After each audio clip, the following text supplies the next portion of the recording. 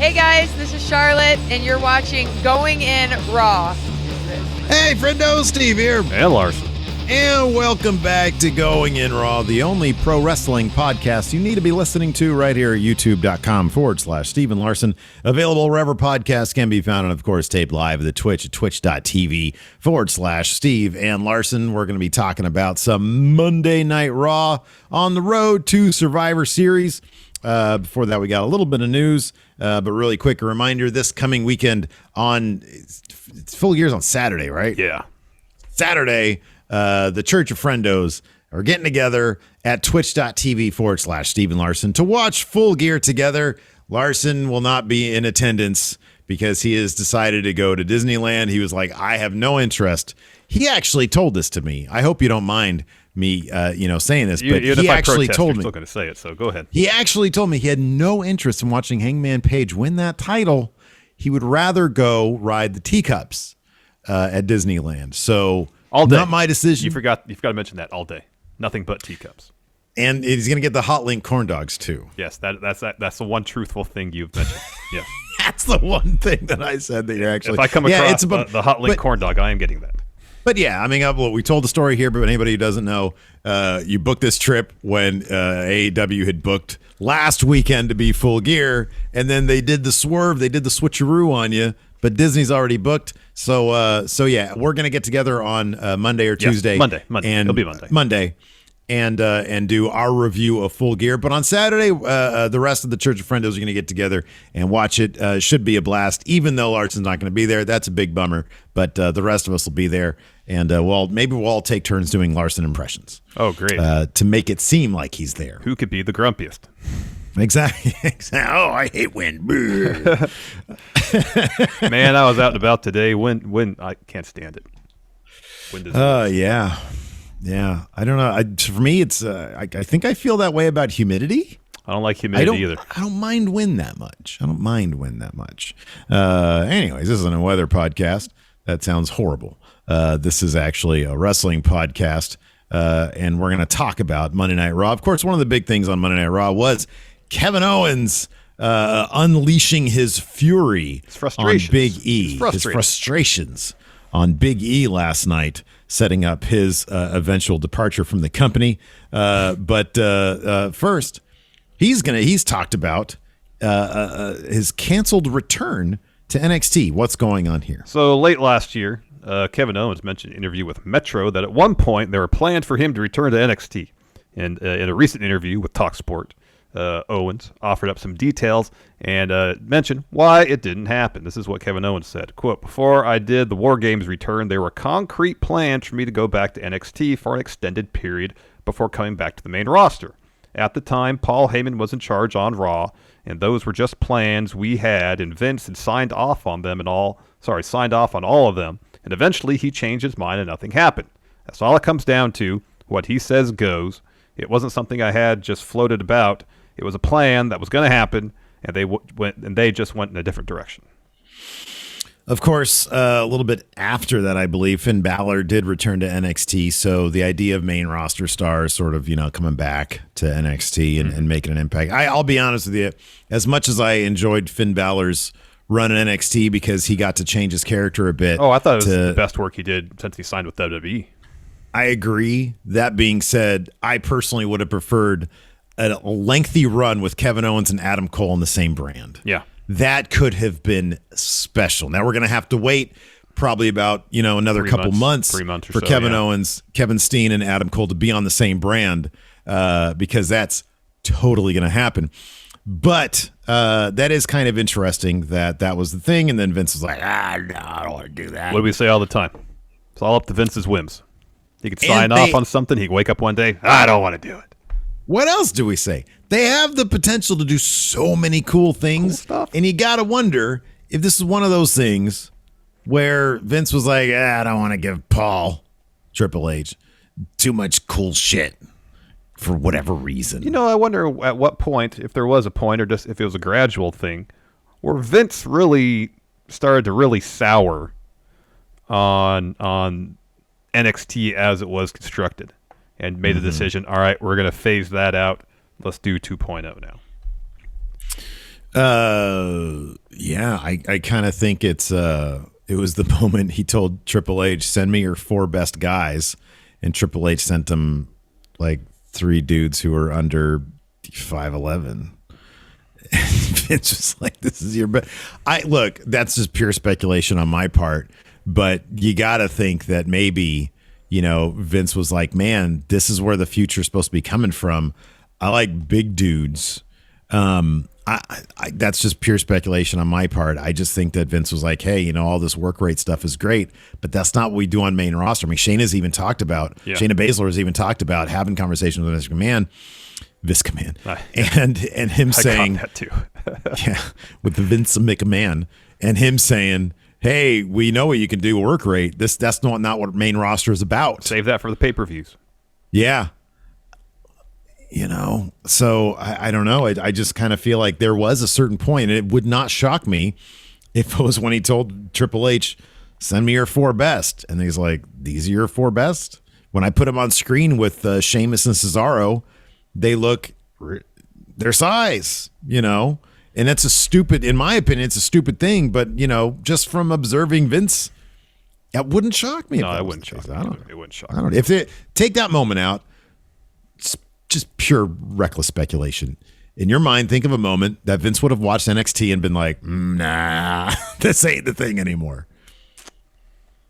I mean, it's entirely possible. It's just when they were going head-to-head with AEW and lost most every week, and thinking, okay, obviously we can't compete with AEW with this type of wrestling, with high work rate, essentially PWG-style wrestling. We can't compete with that.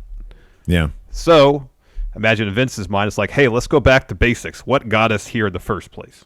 Mm-hmm. Yeah. And that's how, in Vince's mind, I guess, WWE and NXT will differentiate themselves from their competition. Mm-hmm. Yeah. Yeah. Yeah.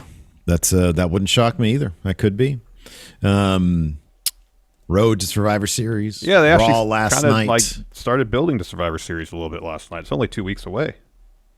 They did. Yeah. What'd you think of Raw last night? I'm looking through the rundown right now. I mean, I thought all in all, it was an opinion. It was fairly solid. There was 3 matches they gave a lot of time to, and were all really good, even though the crowd didn't really seem to react accordingly. They were pretty quiet for the women's 5-way bout and for the main event. Mm-hmm. They got really excited when Randy Orton got the hot tag. That's the loudest they probably were all night. People love RK Bro across the country. Yeah. They love Orton and Riddle. Yeah. And I thought the through line with Kevin Owens trying to convince people that he's a changed man, and everybody kind of being, don't know if Seth that's trying to undermine that as well. Yeah, and doing everything he can to play mind games and undermine it. Yeah, I thought that was a strong through line. I mean, I didn't think there was anything that was obviously terrible. Yeah. I thought they started building some stories for Survivor Series and beyond. Yeah. I did not mind. I thought it was a fairly decent episode of Raw, all in all.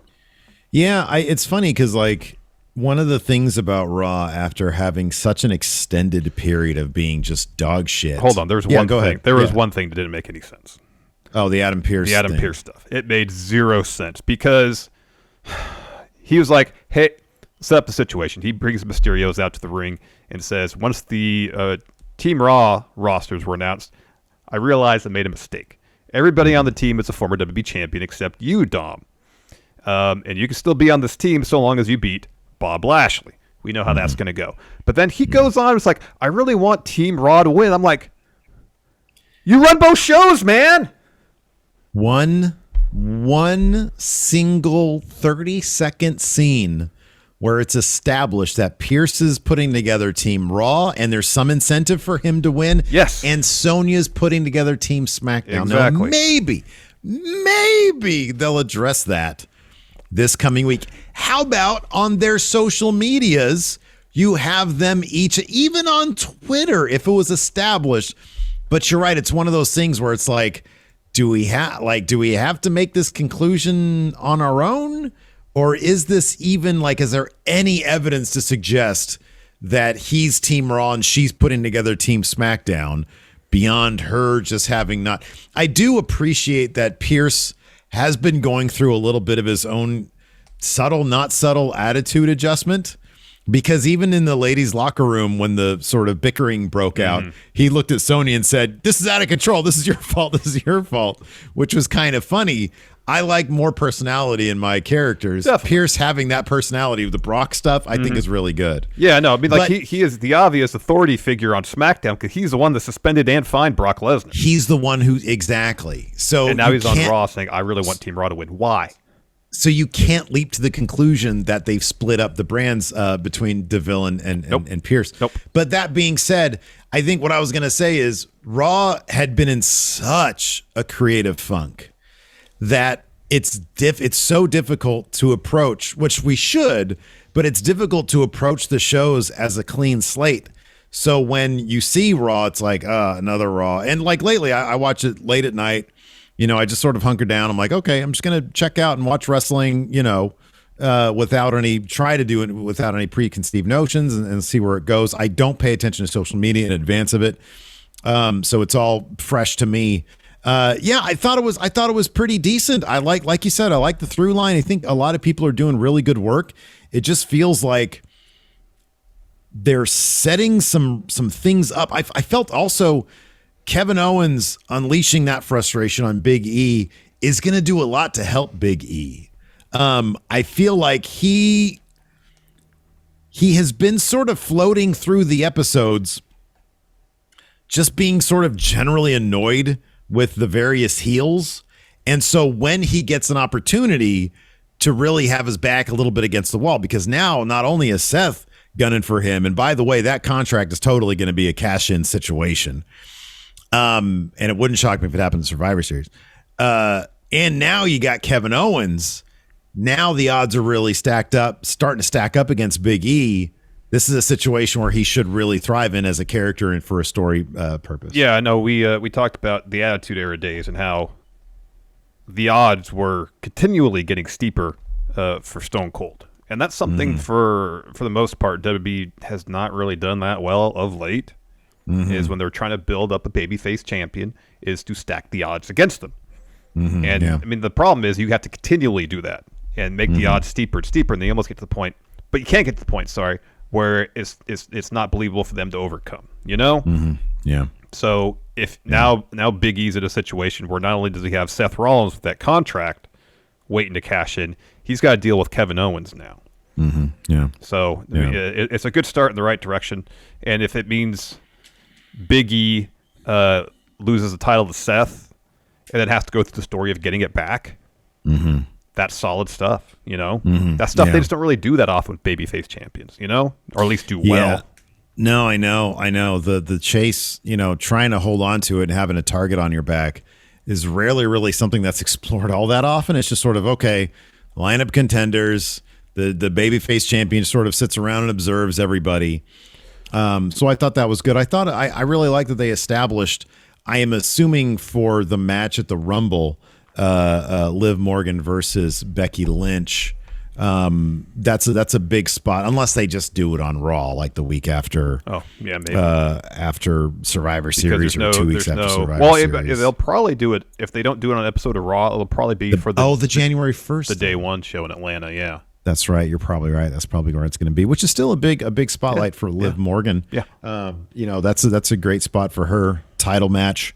Becky Lynch is doing, her and Seth, they're both just doing, I mean, I still don't know how far they can really get out of Becky Lynch being a bad guy, but she's obviously having a blast doing it.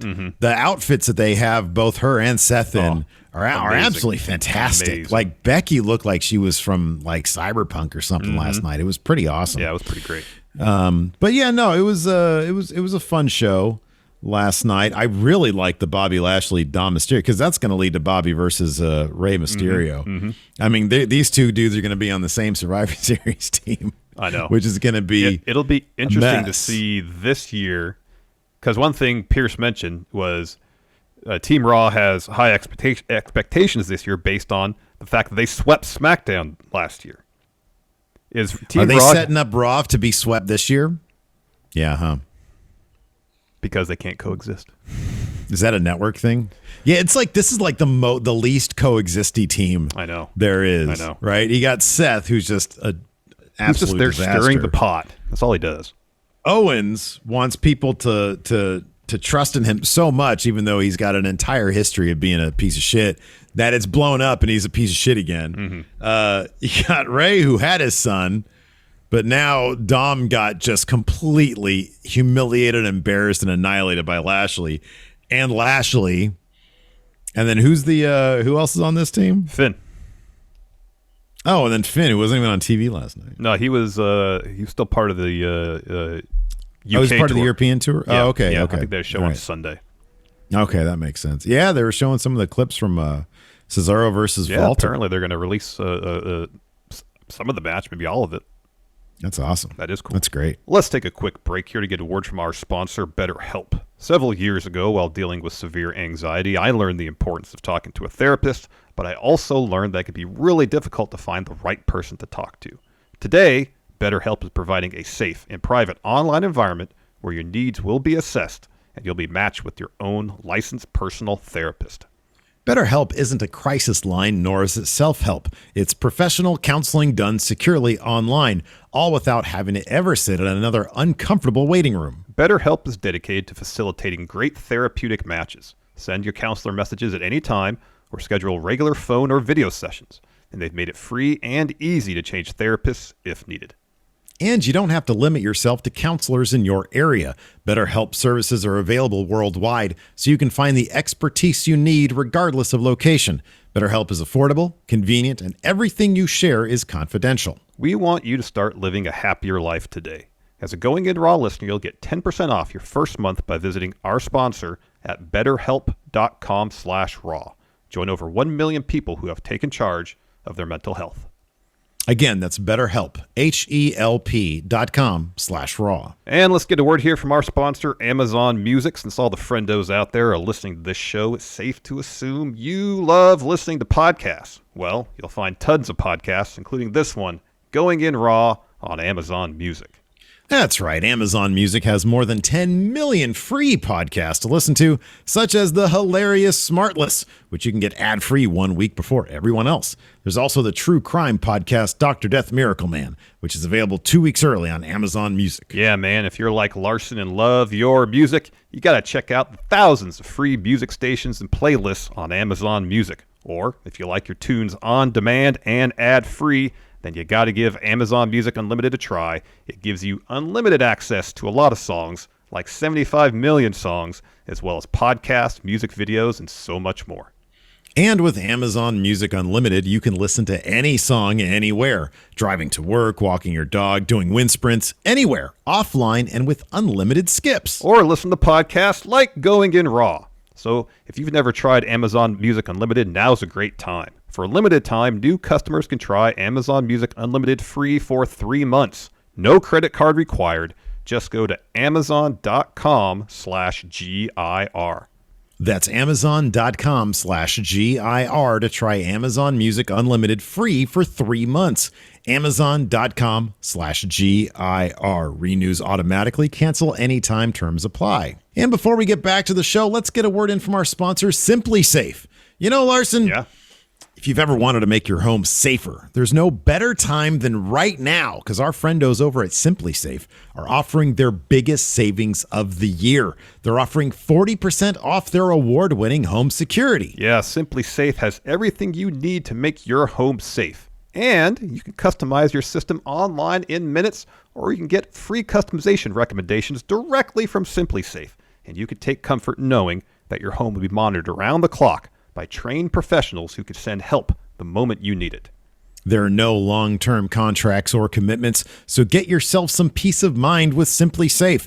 At the biggest savings of the year, you can get a complete home security system starting at around $100. So take advantage of Simply Safe's holiday sale and get 40% off your new home security system by visiting simplysafe.com/raw.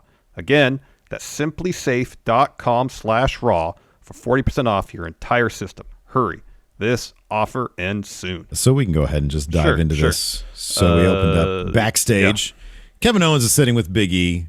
I'm just going to paraphrase this. And he's just trying to explain himself. He's like, hey, man, I didn't know what Seth had done. I thought I saw something. I was still pretty groggy. But then I just, I tried to do what I could do. And he says, I hope you trust me. Please tell me you trust me. And Big E says, I don't care. I got a match. I don't trust you, and I don't trust him. Yeah. And then Seth Rollins comes out to open the show with his red card contract. Yeah. Yeah. He said, I'm going to come out. I was going to come out and wax poetic about how he's going to lead Team Raw to victory over the bums on SmackDown. Yeah. But he says he's got an important question to answer. Who exactly is Kevin Owens? Is he a prize fighter? Is he a hero? A man who will do anything who puts his body in the line for the WWE Universe? Or is he a snake? A gutless, spineless coward? Is Kevin Owens a liar? So he asked the crowd what they think. He says he's known Kevin Owens for a long time. They came from the business together. And as long as he's known Kevin Owens, there's always been one thing you can count on him doing, and that's stabbing you in the back. Any chance he got. He says, don't believe me? Ask Sami Zayn. Ask Kofi Kingston and the New Day. He says Kevin Owens is as low as it gets. Can't be trusted. He's a snake, a coward. He's gutless, soulless, and a liar. And after tonight, after he beats him, not only will Kevin Owens be the biggest liar in the world, he'll be the biggest loser. So Kevin Owens walks out to the ring. Seth tries to escape. Kevin Owens tracks him down. Tries to hit a apron powerbomb instead. Seth escapes and runs up the ramp. Yup. Then we had RK Bro backstage. RK Bro backstage. Man, you were very efficient with that rundown. Good job. He says Riddle's talking to Orton about being like Voltron. They're going to be the RK Bro bots. And he's still looking. Yeah, the super team is still looking to take some vengeance on Amos. And Orton's like, dude, we're the tag team champions. We already have targets on our back. We don't need to pick fights. Certainly not with Amos. And Riddle mentions the Street Profits, and Randy says, I don't care about the Street Profits. And Riddle's like, well, what I was going to say is they're standing right behind you. And Orton turns around. And he's like, everything I just said is true. If you have a vendetta with Amos, you're on your own. Mm-hmm. Mm-hmm. And then we had RK Bro and the Street Profits teaming up to take on Dirty Dogs and AJ Styles and Amos. First, Riddle's isolated for a stretch. Eventually, he tags in Orton. He goes on a run, tosses AJ out of the ring, right into Amos. Go to commercial. We come back. Now Amos is in control. Montez Ford is isolated for a good stretch. Eventually, Riddle gets in after Amos lays out Dawkins at Ford. He hits Amos with a couple knees. So Riddle tags himself in. Of course, Randy's like, this isn't our problem. Stay out of it. He's beside himself. Mm-hmm. So Riddle hits a couple knees on Amos. He goes for a third. Amos catches him, hits the choke bomb.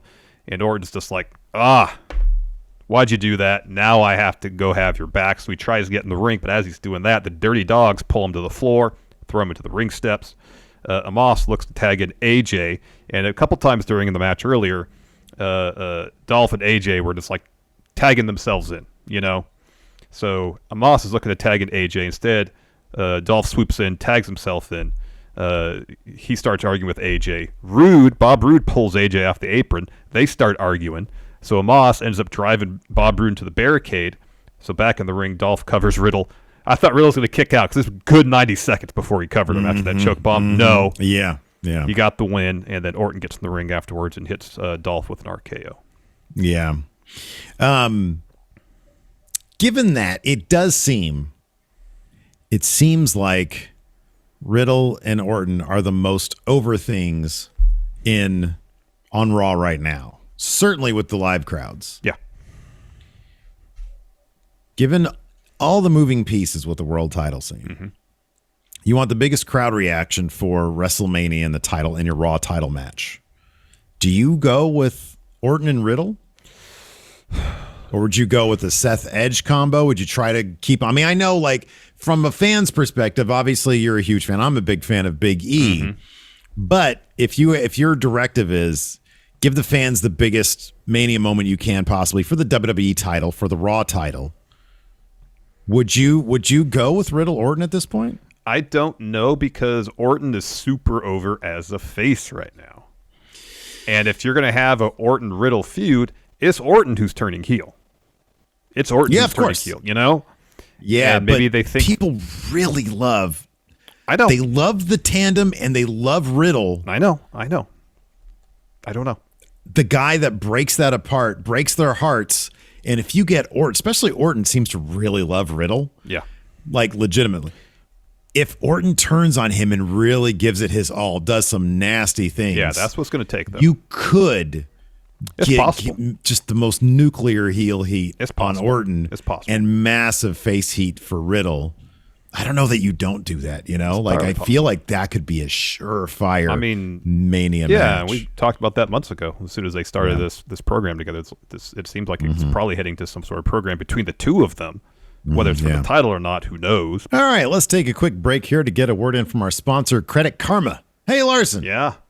Do you feel overwhelmed when it comes to handling personal finances? Oh, yeah, all the time, all the time. All right, man. Well, you're not the only one. Whether you're looking to refinance credit card debt or pay for an upcoming expense, Credit Karma is there to help you make those big financial decisions with more confidence. Yeah, Credit Karma uses your credit data to show you personal loan offers that are personalized to you. It's completely free and easy to sign up for a Credit Karma account with no effect on your credit score. And with Credit Karma, you can check out multiple loan offers side by side with easy-to-compare estimated terms so you can make sure you get the best deal. Once you get your loan, Credit Karma can help you track your progress as you pay off your debt and will even let you know if you can refinance and save. Ready to apply? Head to creditkarma.com/loan offers to see personalized offers with your approval odds right now. Go to creditkarma.com/loan offers to find the loan for you. That's creditkarma.com/loan offers. Before we get back to the show, let's get a word from our sponsor, Blue Chew. So, Steve. Yeah. Oh, man, I got to tell you, I don't think I'm fully recovered from that 24-hour stream we did. I don't think I'm, at my age, meant to stay up all night. Yeah, man. Well, hey, speaking of staying up, there might be times when guys out there are looking for that little extra bit of confidence when it comes to pulling an all-nighter with their lover. We're here to tell those guys that with chewables from BlueChew.com, you can help make sure you're able to perform when you're in that smash zone. Yeah, Blue Chew's chewable tablets deliver the same active ingredients as Viagra and Cialis at a fraction of the cost. It combats all forms of ED, so it can help guys out there get that extra bit of confidence that they can stay up when it's time to perform.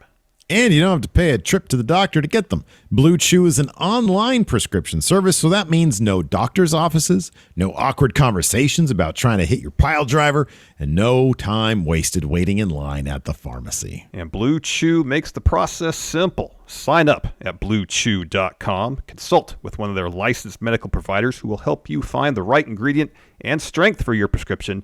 And once you're approved, you'll get your prescription within days. So if you're looking for some extra confidence when it's time to perform, visit BlueChew.com. And guys, here's a special deal for you. Try Blue Chew free when you use our promo code GIR at checkout. Just pay $5 shipping. That's BlueChew.com, promo code GIR to receive your first month free. So after that bout, we have Rey and Dom Mysterio backstage. Again, Kevin Owens walks up to him, and he tells Rey, hey, I care about your opinion. Do you believe me when I say I'm a changed man?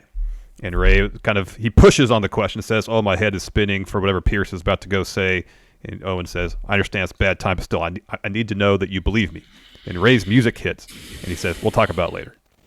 So. He does say, but very sort of like, he says, no, I believe you, man. I believe you. But it's very sort of not convincing, you know?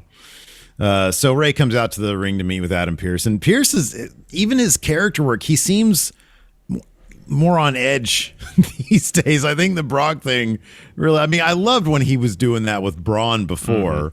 He was like, Braun, F you, you know?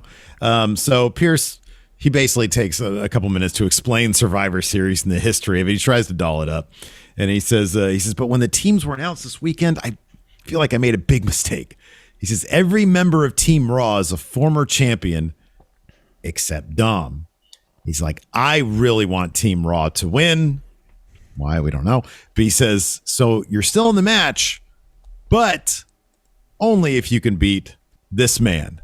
So the match becomes winner gets into the Survivor Series team for that Dom spot. It's Bobby Lashley. And oh my gosh, Lashley comes out and doesn't just wreck Dom. He humiliates him, embarrasses him, doesn't let him tap out he gets him in the hurt lock and doesn't let him tap out. He wants to, but he won't let him. Instead, he throws him out of the ring. Rey tries to get involved. He just eats a boot from Lashley. Lashley posts Dom for a second time, spears him, and then makes him tap out. And the spear looked great, by the way. Dom sold that spear like $1 million. And Dom taps out. A brutal beatdown from Bobby Lashley. Yeah. After that, we had Seth. He's backstage. He walks up to Alpha Academy, and he says, hey, to Chad Gable, hey, I know you have a match against Big E. I want you to show him that he's not the face of Monday nights. And so he asked him about Kevin Owens' thing. Do you believe him? And Gable says, no, he's a liar. He's scum. Gable says he has a master's degree and haven't. Oh, sorry. Seth says that Kevin Owens is a liar and scum. Gable says, I have a master's degree. I was valedictorian in my class. Having said that, Kevin Owens is an enormous liar, a liar in the same vein as Aaron Rodgers. And he says Big E doesn't have what it takes to be the face of Raw tonight. He's handing out free lessons courtesy of Alpha Academy. That match was next. Yeah, Big E gets that win with the big ending, but I loved how much actual wrestling there was in this match. I thought this was really fun. It was a strong showing for Chad Gable. Yeah, and so Big E gets a win with the big ending, but Otis seemed thoroughly distracted towards the finish because Big E hits that big ending while Otis is sort of paying attention to where commentary was, and then as you see Otis in the background, and he's about to run into the ring to try to break the count up or something. Yeah, and he realized he can't, so he gets in there, and he has a really great face off with Big E. The ref is trying to keep them from throwing hands, and Big E's telling him to jump if he wants to jump. I thought it was good stuff. It'll be interesting to see if they can get Otis to that next level that I think they want him to get to. I still don't buy it until he has. I don't know if I'll ever be able to buy it, to be honest with you. They're going to have to do something because he was so. Whenever I think of Otis, I can't help but think of him as the comedy guy. Oh yeah, he was so good at that. He was so good at that. It's one thing for him to have squash matches, but I think someone on the main roster needs to watch his match against Tommaso Ciampa in NXT, which is actually a really solid bout. And I like how every week they're setting up challengers for Big E. This week we got, obviously we have Seth, we have Kevin Owens. Now we have Otis and even Austin Theory maybe, based on what happens towards the end of the show, which is great. You get Big E wrestling on a weekly basis, beating people. They don't have to be main eventers all the time, but he's getting wins, And I think that's great. As far as Otis, if they give him and Big E 15, 20 minutes, and they put on a hell of a match, that's going to go a long way. Even when he loses, it's going to go a long way to establish Otis as a legit threat. Yeah. Yeah. It'd be nice if there were I don't know, if it was any other place but WWE, I'd love to see some number one, I think this is partially what it is with Otis. We didn't see nearly enough of the actual transformation. It was sort of a light switch. Yeah, it just happened. And it's if you can see the progress of a character turning and the reasons why that's happening, as opposed to he's just, oh yeah, one day, and then the next day he's like, hey. But we didn't even get closure on the heavy machinery stuff. They broke up and they never had a match. Yeah. Yeah. It's those little character moments that it's if you want me to buy in to a character who has such a sudden dramatic shift, if you really want me to buy into it, which is ultimately what they want, or what you think they'd want, what I hope they want. Yeah. For decent storytelling, we got to see those things happen. Yep. So backstage, Kevin Owens trying to convince R-Truth that he is telling the truth. And Truth says, I believe you. I also believe in Bigfoot, monster on the bed. I believe the earth is flat but round in certain places. And he just keeps on talking complete nonsense. And Kevin Owens continues to not find what he's looking for. Yes. After that, Adam Pearce and Sonya Deville are in the women's locker room with, at first you see the shot and it's all the members of the women's Raw team. And Sonya announces there's going to be a 5-way match between the 5 of them. Winner gets the title shot against Becky. Liv says, awesome, been waiting for that kind of opportunity. Doudrop walks in. She wonders why she wasn't on the Survivor Series team instead of Bianca. She says Bianca's already had a title shot and crashed and burned.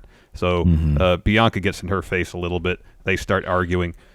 Pearce and DeVille try to break that up. And then Dana Brooke speaks up. She wants some respect. She thinks she should have been on Team Raw. And then Nikki says, I was Raw Women's champ. Why am I not in the team? And then Mela talks trash. And then Rhea says, don't talk about my partner that way. I thought it was a really decent segment to sort of reestablish the women's division in a really short period of time. It's sometimes it only takes like a 2-minute segment to like, okay, I get it. I get these characters. This is the new scene that we're dealing with. And that's the kind of stuff that we talk about when we talk about it's funny, you and I and Enforcer, given that the Enforcer has found Succession. Yeah.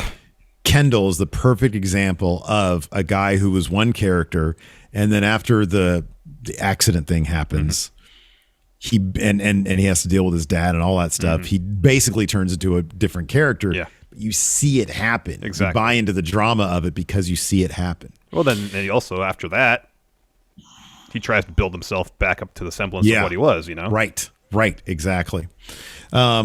So, yeah, that goes down. We got backstage. Ray is pissed off because the trainers are helping out Dom after that Lashley disaster. He says we should be questioning Pierce's integrity. Why didn't Pierce just add Lashley in the first place? So he's pissed off about that. And then as he's tending to Dom, Austin Theory comes in, gets a selfie. Yep. After that, we had 24/7 action with Reggie versus Drake Maverick. This was the first 24/7 segment that legitimately had me sort of like interested in cheering for it. So you have the match. Drake Drake Maverick takes advantage. The 24/7 division comes running out at one point. Drake takes advantage of that, rolls up Reggie, wins. Tozawa comes in. He rolls up Drake, wins. Corey Graves gets out from commentary, rolls up Akira. Now, you got to remember, Corey Graves, probably in another universe, is one of their biggest stars. Yeah. This dude had the look, still has the look. He's an incredibly good-looking dude. Has the promo. Yeah, he can talk. And, I mean, I wasn't too familiar with his wrestling stuff, but if you have 2 out of 3, you might do pretty well. And so it really, honest to God, made me feel good to see him win, because I think he was a tag champion in NXT with Neville, I think. Yeah. But it really, and I know it's just a 24/7 title, but it really honestly made me feel good to see him get that title. And then Byron rolls him up. That was great. Poor Byron, who's crapped on in kayfabe by Corey every week, got the win. And that great still that they have of Byron holding the title and Corey Graves looking at that, it's like a masterpiece. It's just like a Rockwell. It's great. And then Drake comes in, rolls up Byron. He gets it. Reggie then gets his finish on Drake when he gets back in the ring to win it back. So the status quo is reset. But I really, really enjoyed Corey and Byron getting involved in that. That's the kind of stuff that I think they need to do a lot more of. The 24/7 scene is like supposed to be this mad world situation. Yeah. But too often they just do the same blueprint where they just try to get after Reggie and he does a bunch of cool acrobatic stuff. With the same 3 or 4 people. Back in the earlier days, I mean, there was that one episode, was it Raw 1000 or some special episode of Raw, where it felt like that 24/7 title traded hands, I don't know, like a dozen times. And it's ridiculous, but that's the point of it, and the feeling of spontaneity about the title is the one thing that kind of keeps it interesting. But if you have kind of the same segments with the same 3 or 4 people week after week after week, Reggie is a really impressive athlete who could do some really incredible things. Yeah. But just doing more or less the same setup and punchline every time gets tiresome. Give us something new. It does, yeah. You have a lot of different things that you can do, and like we saw this week, if it's done right, it's like, oh wow, that's fun. Yeah. After that, we're at Fatal 5-Way. Oh, we got a quick bit with Bianca and Dewdrop backstage. Bianca's warming up. I was about to say that. Oh, sorry, you were the Fatal 5-Way. I thought you stepped out. What I was going to say first, before that, Becky came out for her entrance, and it's like, oh my gosh, she had like the sunglasses. She had like this really cool hair. It was like a mohawk. But like of ponytails or something. It was like, it was crazy. It was pretty crazy. But then, as you were saying, there was the backstage bit. Should have been patient. I'm sorry. Bianca, she's warming up backstage. Dewdrop walks in, and Bianca says, I got a match. I don't got time for you right now. Dewdrop wonders how Bianca can lose her title shot and then get another so soon after even coming to Raw. And Doudrop says, well, I speak for all the other women in the locker room. And Bianca cuts her off and says, no, you only speak for yourself. And then we have the fatal five-way, yes. Hip Hop Hippo mentions also there was nearly 20 whole minutes between Becky's entrance and the bell ringing. Probably a commercial break, some extensive recapping. Did they do, because every week now they have. Was there the Veer package maybe? Maybe, and there's that SmackDown recap they did at some point during the show. And they do a SmackDown recap, that's right, yeah. This was a killer match, this was a lot of fun. By the way. This was a lot of fun. This was so much fun. Everybody got their shit in. The finish saw Bianca hitting a KOD on Queen Zelina as she boots Liv out of the ring. A Doudrop then pulls Bianca off the pin, punches her on the outside. Carmella goes for the pin on Zelina, but then Liv rolls her up with a crucifix pin to get the win and the shot at Becky. Yeah. And then they both get up on the commentary table and have a face-off there.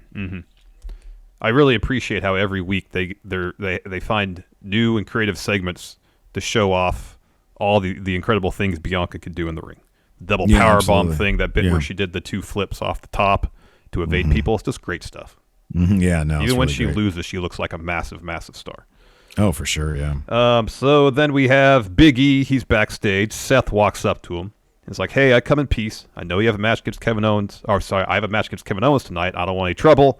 I just want to know where your head is at. So he says, there's no way you can believe Kevin Owens.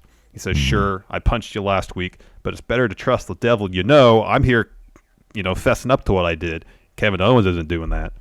And Big E says, I don't trust Kevin Owens, and I don't trust you, but I'll be sitting ringside for your match to make sure everything goes smoothly. Yeah, so that match happens. Oh, no, before that match happens, we've got Big E versus Roman Reigns announced for Survivor Series officially, the Big Oos. Austin Theory walks out after Big E has come to commentary. He takes selfies with commentary. Of course, the only one who's really into it is Corey Graves. He says, be sure to tag me in that. Corey is becoming such a wonderful character. Like, he used to be kind of a little too cool for school guy, and he was straight up commentary guy. Now he, between he had that week where he had that cool John Waters mustache, he's got the leather jackets, he's extra goofy, especially when Carmella's out there. Rozzy here mentioned in chat, I mentioned this a couple weeks ago, I'd really love to see him as a manager. I'd really love to see him as a manager. I think that could be so much fun. So yeah, Austin Theory comes out. He takes one. He does actually get one with Big E because it was on social media, and then Big E bats the phone out of his hand. He goes running off.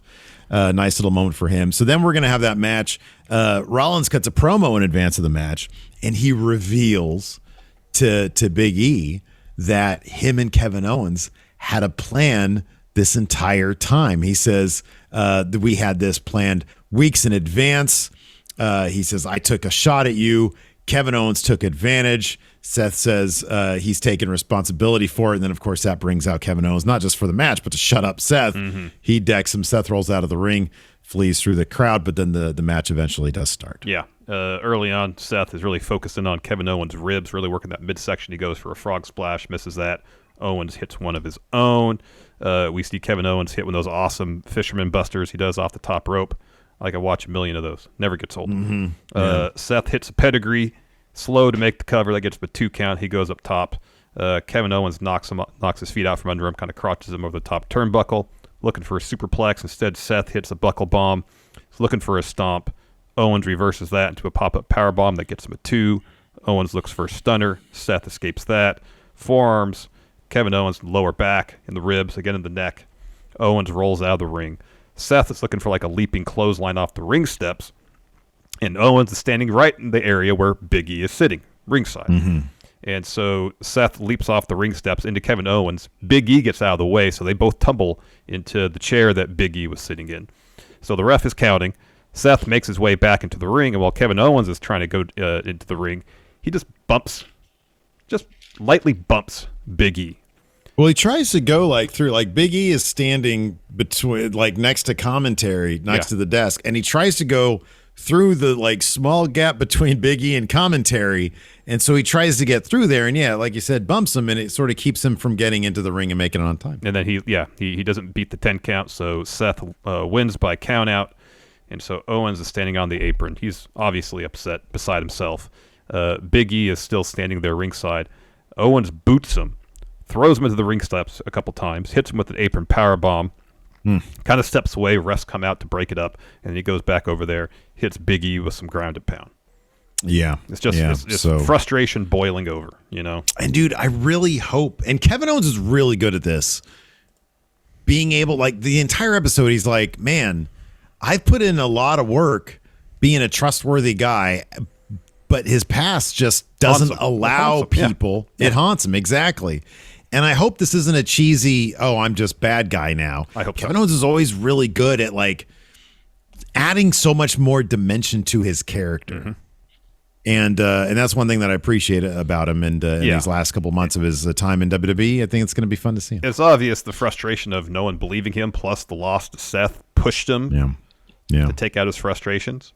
But now is to see where the wrinkles are in this story and this character. If it's just, bad guy Kevin Owens. I mean, I'm sure he'll do great at that because Kevin Owens is great.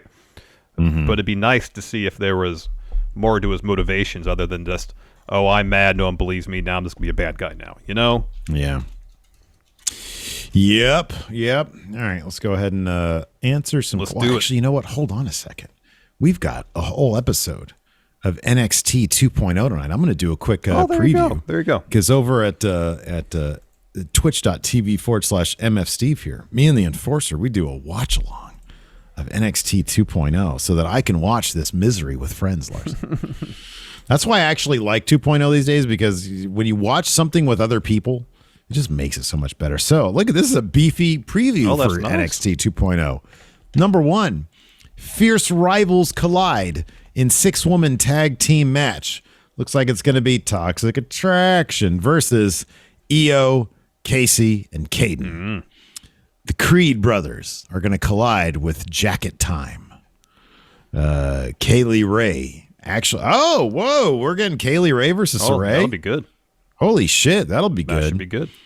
And then Boa, apparently the last member of Tien Shaw, still there, is going to have a one-on-one with Joe Gacy. Something tells me Holland is going to get involved in that particular matchup. You'd think so. I think they want to protect both these dudes. You'd think so. Can I answer some questions before we get to that? Yeah, let's answer some questions. Busy K-Flay here with the sub. Thank you so much. Busy. I did put up a question thread on for YouTube channel members as well. YouTube channel memberships get you access to our bonus content. Yesterday we did The Numbers Don't Lie on Dusty Rhodes. Next week we're going to be doing it on probably the Macho Man. He's ahead by like 1 vote right now. Oh, okay. Over Hogan and Andre. A new development. I checked earlier. It was all tied up. And then today, later on today, we've got an episode of Friendo Club TV, our weekly bonus show that we do, where we just figure out what topic we're going to talk about, and then we talk about that. Let's talk about it. I got some questions here. First up, Jacob McDonald. Do you see Big E having a particularly long reign? I personally do not. There are too many moving pieces. I think Seth having that contract means right now the plan is for Seth to get it next. And I think that's going to happen. I'll be honest. I'd be surprised if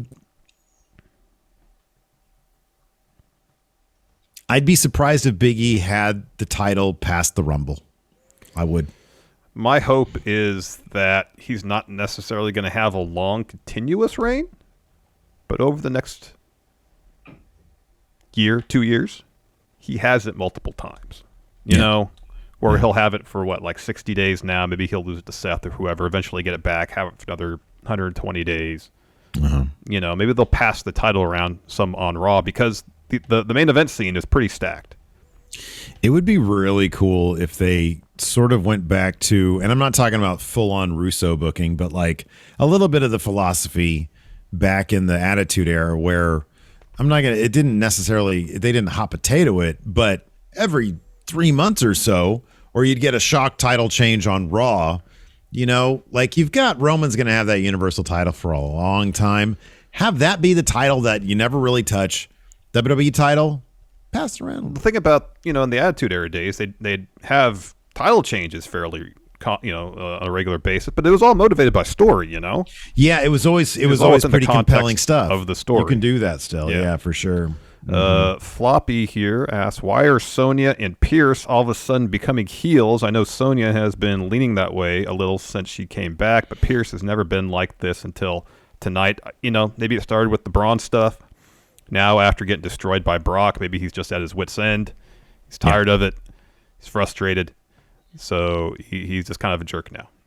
I'd rather that than empty suits. Yeah. I'd rather that than empty suits. Let's see here. Flying Shoeman, while I like the direction some stories are going, when do you think we're actually going to see the next big moment that we'll talk about for years? He says things like Becky's nose being busted open, the pipe bomb, etc. I think it's probably most likely to happen with like a big Roman moment of some sort, I would think. It could be, assuming we get another Brock Roman match, something between the two of them and Heyman. Heyman may be turning on Roman. Yeah, possibly something like that. If they do some sort of double turn at WrestleMania. Yeah, it's possible. Yeah, the thing about like Becky's nose being busted was actually not even planned. Nope. So it's always difficult to try to. You can't. Sometimes you just can't manufacture things. I'm not sure if they really fully understood just how iconic Punk's pipe bomb was going to be, him sitting out there on the stage, and what that really did. Those moments sometimes can't be planned. So yeah, totally. I don't know. White Brownie, when do you think Seth will cash in his title shot? If they treat it like Money in the Bank, it's entirely possible it happens at Survivor Series. I would not be shocked. I really wouldn't be shocked if it happened at Survivor Series. Let's see here. Xavier Gray says, I've officially given up on WWE because of all the releases. What is even the point of watching Raw, SmackDown, and NXT if the company's going to keep misusing talents and then fire them by saying it's their fault for not getting over the fans with ours? I think because there's still a lot of really good performers there. The performers are still really, really good at what they do, and they bring everything they have by and large to the product. And there's enough people that do check those boxes for Vince that they're going to continue to be well used. I think there are people who are well used in WWE. So I think there's still plenty to appreciate about the product. It's always with the caveat that you're not going to get you're not going to have all the good things with WWE. Unfortunately, there are too many limitations for us to get all the good stuff. Yeah. But there's still plenty of good there. It's not all bad. Yeah, there is. Night by Night, if you were going to remodel your bathroom, what Raw superstar would you ask to help you install a new shower unit? So you do the demo, take the sledgehammer to it. Obviously, you call Paul, Triple H about that. Yeah. Help do your demo. Who do you call to help you install your new shower? Seth and Sasha, the blueprint and the architect. Good. And then probably Otis and Tucky from a couple years ago. I know he's not a Raw superstar, but Cody, because he's the son of a plumber. Oh, that's good too. Yeah. Maybe I didn't even bother with the Raw aspect of it. I'm just thinking of anybody. Yeah. Let's see here. Enforcer here on the Patreon says, so what happened last night? I was busy with some 3.0, some NXT 3.0. We just talked about the entire show, so hopefully that question's been answered. It filled you in. White Brownie asks, what could you see happen more than the other? Charlotte versus Becky ends with a wonky finish, or one of them getting replaced in the match. I don't anticipate a title change happening before Survivor Series. At least not on the Raw side. Neither do I. There's only 2 SmackDowns between now and then, I think. Shotzi's wrapped up, but I think that... we're going to get that match. We're going to get that match. I would think it would be wonky. Because they want to protect both of them, yeah. Not necessarily a DQ. I could say, look, Becky is not getting pinned by Charlotte. No. That ain't happening. No. Charlotte might get pinned by Becky if there was enough shenanigans. Yes. Alvin Jones. Do you think Kevin Owens going heel and getting a push is just WWE trying to keep him? I suspect if Kevin Owens' contract was not coming up, we'd probably still see what happened last night. So no, I think that they were going to line up people for Big E regardless. Yes. And I think that Kevin Owens is the dude that they would line up. Now, I think that, because, you know, I mean, dude, you always hear whenever contracts are coming up, like, I don't know. I feel like Cesaro's Universal title shot was a bit of a signing bonus. You know, I get that feeling, but I also get the feeling that it's not even as involved as all that. It's like they just show up to TV and maybe they'll have a meeting with somebody and maybe they won't. Like the time comes and they're like, hey, how are you leaning? I don't know. But then there's also, you hear like Jeff Hardy or Matt Hardy, people were like running him down in the weeks before his contract was up, trying to get him re-signed. Back then it was a lot different than I think now. Like in a couple of years ago, it was like, oh my God, we have to make sure nobody leaves. I know. To go to AEW. And then just now, this year, they seemingly don't notice when people's contracts are running out, you know? Yeah, I don't think they care anymore. They're like, okay, well, if AEW signs everybody, then they sign everybody. Yeah. Their problem, not ours. Gary MacArthur, 5 things that should be at WWE land when it opens at Disney. Oh, yeah. In the year 2034. Yeah, when Disney owns WWE. The island of relevancy, clearly. Good. You know, you'd want probably maybe a physical location for the Hall of Fame. That would be great. Yeah, there you go. 2 good ideas. Two great ideas. Yeah. It's a small New World Order. There we go. Yeah, man. That's the one. It's a small New World Order. That'd be great. You go in there. Like somehow do, mash up It's a Small World with the NWO theme, yeah. That would be great. You pass through the Slow Wolfpack area. Oh, that'd be awesome. That would be great. Let's see here. Jonathan here in the YouTube says, why does Raw Survivor Series team matter at all to Adam Pearce? Yeah, we sort of mentioned that on the show already. It doesn't make a whole lot of sense. It doesn't make a whole lot of sense. It doesn't make much sense. Joe Juarez, do you even think when Kevin Owens steps out, we'll get the reveal of who pied him years ago? No, there is no reveal. There's no answer to that. There is no answer. Wolfpack Prince says, technically, shouldn't Kevin Owens and Finn Balor also be off Team Raw since they aren't former WWE champions? They're former Universal champions, which are considered world champions. Oh, wow. Trun's got a great idea. I want hologram wrestling matches between Marvel characters and WWE legends at the WWE part of future Disney World. Oh, no. Not holograms.